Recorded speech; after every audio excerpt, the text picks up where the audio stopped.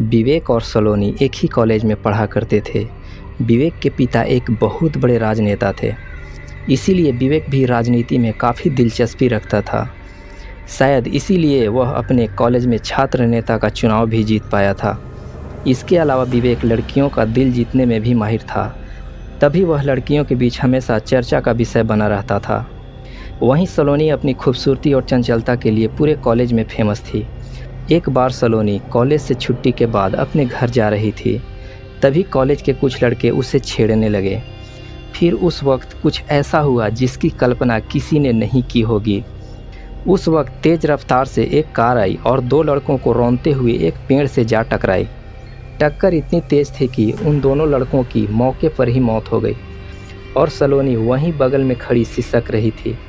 तभी विवेक वहां आ जाता है और सलोनी को समझाते हुए उसके घर छोड़ देता है। जब पुलिस उस घटना की तहकीकात करती है तो एकदम से दंग रह जाती है, क्योंकि जिस कार ने उन दो लड़कों को रौंदा था उसमें कोई भी ड्राइवर नहीं था। भला ऐसा कैसे हो सकता है? बिना ड्राइवर की कार कैसे चल सकती है? इस सवाल ने पुलिस वालों को बेचैन कर रखा था। पुलिस ने कई बार सलोनी से पूछताछ भी किया, पर कोई भी परिणाम नहीं मिला। धीरे धीरे मामला ठंडा हो गया। इधर विवेक मन ही मन सलोनी को चाहने लगा था। फिर एक दिन विवेक ने सलोनी से अपने प्यार का इजहार करता है। तब सलोनी कहती है, देखो विवेक, तुम एक अमीर घर के लड़के हो और मैं एक गरीब और अनाथ लड़की हूँ। तुम अपने लिए कोई अपनी बराबरी की लड़की ढूंढ लो।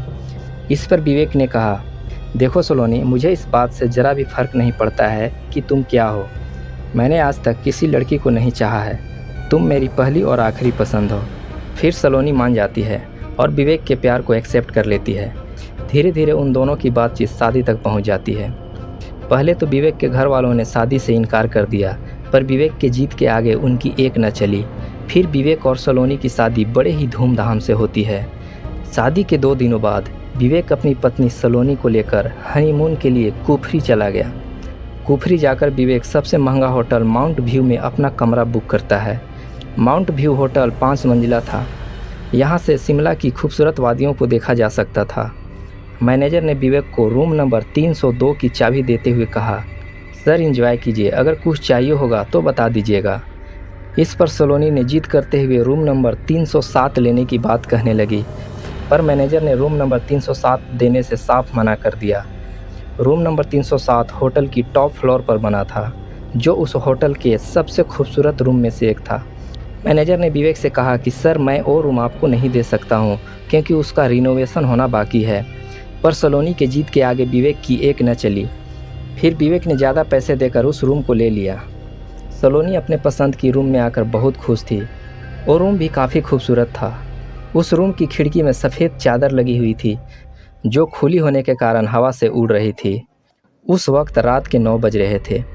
विवेक उस रात को यादगार बनाने की तैयारी में जुटा था। तभी अचानक से वॉशरूम के नल से पानी गिरने की आवाज़ें आने लगी। विवेक फ़ौरन वॉशरूम में गया, पर वहाँ सारी नलें बंद थी। यह देख विवेक चौंक गया, लेकिन उसकी धड़कनें तब तेज हो गई जब उसने वॉशरूम से बाहर आकर देखा तो उसकी पत्नी सलोनी वहाँ बेड पर नहीं थी।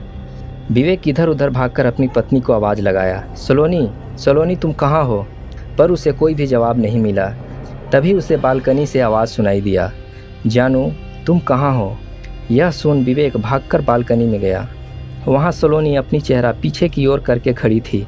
विवेक उसके पास जाते हुए कहा, डार्लिंग, तुम कहाँ चली गई थी? मैं तो एकदम से डर गया था। तभी सलोनी पीछे मुड़ी तो उसकी चेहरा देखकर विवेक थर थर काँपने लगा, क्योंकि उसकी आंखों की पुतली पूरी तरह से सफ़ेद हो चुकी थी। उसके चेहरे पर कटे और जख्म के निशान थे। उसकी बॉडी से किसी सड़े हुए शरीर की तरह बदबू आ रही थी।